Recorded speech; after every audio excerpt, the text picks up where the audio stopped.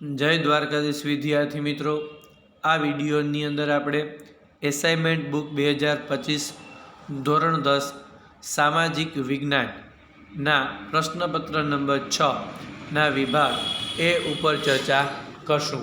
બીજું તમને કહી દઉં મિત્રો કે જો તમે હજુ અમારી ચેનલ સબસ્ક્રાઈબ ન કરી હોય તો સબસ્ક્રાઈબ કરો, વિડીયોને લાઈક કરો અને શેર કરો, જેથી તમે અમારા આવનારા વિડીયો પણ મેળવી શકો. વિભાગ એની અંદર મિત્રો સૌ પ્રથમ છે એ 5 વિકલ્પો આવશે, જોડકાઓ આવશે. એક ભાવપ્રધાન નાટક, જવાબ આવશે ભવાઈ. બીજું ઢાઈ દિનકા ચોપડા એટલે કે આવશે કુતુબિનીન ઐબક. ત્રીજું નળ સરોવર ક્યાં આવેલું છે મિત્રો? ગુજરાત. ચોથું સીસાની ધાતુ એને કહેવાય ગેલીના.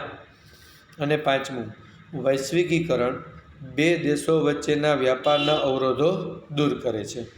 ઓકે મિત્રો, તો આ 5 હતા જોડકાઓ. હવે આવે છે ખરા ખોટા. સાંચીનો સ્તૂપ આરસનો બનેલો છે. આ વિધાન કેવું છે મિત્રો? ખોટું. સાતમું વેદનો અર્થ વિજ્ઞાન થાય છે. આ વિધાન પણ કેવું છે મિત્રો? ખોટું છે. આઠમું વિશ્વમાં દરેક વર્ષે 15 જાન્યુઆરીના દિવસને વિશ્વ ગ્રાહક અધિકાર દિન તરીકે ઉજવવામાં આવે છે. આ વિધાન કેવું છે? ખોટું. નવમું ભારતનું બંધારણ તમામ નાગરિકને સમાનતા અને ન્યાયની બાંયધરી આપે છે. આ વિધાન કેવું છે? સાચું. અને 10મું અનુસૂચિત જનજાતિઓ સામાન્ય લોકો કરતાં આર્થિક અને શૈક્ષણિક રીતે કેવી છે? સમૃદ્ધ. આ વિધાન પણ કેવું છે મિત્રો? ખોટું. તો આપણે જોયા 5 જોડકાઓ, 5 ખરા ખોટા. હવે આવે છે ખાલી જગ્યા. ભારતનો ખાલી જગ્યા વૈવિધ્યપૂર્ણ છે. જવાબ આવશે વારસો. 12મું ભારતે ખાલી જગ્યાની ભાવનાને સાકાર કરી છે. જવાબ આવશે વસુધૈવ કુટુંબકમ. 13મું જળ સ્ત્રોતના મુખ્ય ખાલી જગ્યા પ્રકાર છે. જવાબ આવશે 3. 14મું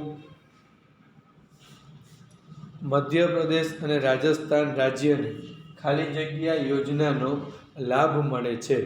જવાબ આવશે ચંબલ ખીણ. 16મું પૃથ્વી ઉપર જળ સંસાધનનો મુખ્ય સ્ત્રોત કયો છે? જવાબ આવશે વૃષ્ટિ. ઓકે મિત્રો.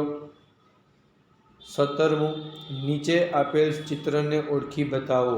જવાબ આવશે વન્યજીવ અને પર્યાવરણ સંરક્ષણ.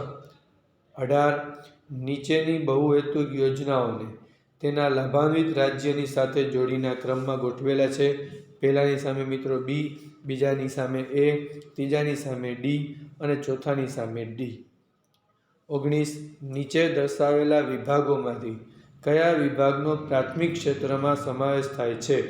જવાબ આવશે પશુપાલન.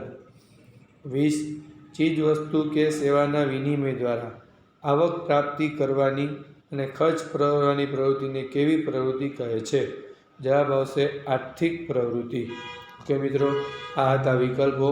હવે એક શબ્દવાર. મેદાની પ્રદેશમાં સાથી પરિવહન થાય છે. તો જવાબ આવશે સડક અને રેલ માર્ગથી. 22 ભારતમાં કયા પ્રકારના જળમાર્ગ છે? આંતરિક અને સમુદ્રી. 23 કઈ આર્થિક પદ્ધતિમાં આર્થિક નિર્ણયની પ્રક્રિયામાં આર્થિક આયોજનને મુખ્ય સ્થાન આપવામાં આવે છે? જવાબ આવશે મિશ્ર અર્થતંત્ર. અને 24 બજાર પદ્ધતિની નિષ્ફળતામાંથી કઈ પદ્ધતિનો ઉદ્ભવ થયો? જવાબ આવશે સમાજવાદી પદ્ધતિનો. ઓકે મિત્રો, આ ચર્ચા કરી આપણે પ્રશ્નપત્ર નંબર 6ના વિભાગ એ ઉપર.